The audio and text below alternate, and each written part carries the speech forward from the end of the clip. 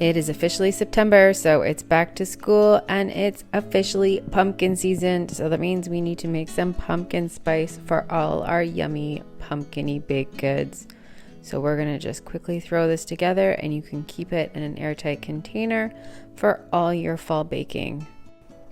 We're just going to add 3 tablespoons of cinnamon. We like to use Ceylon cinnamon.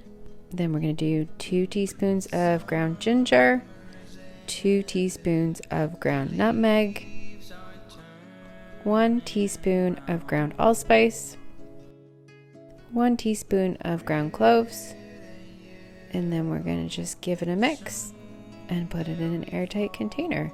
And if you use a lot of this, if you love pumpkin spice, feel free to double, triple, quadruple this recipe. It's easy to make in bulk all at once, and then it's easier to grab when you're going to go make something. It doesn't go bad, it's a dried spice, so go ahead, make a big batch and save it for all your fall baking.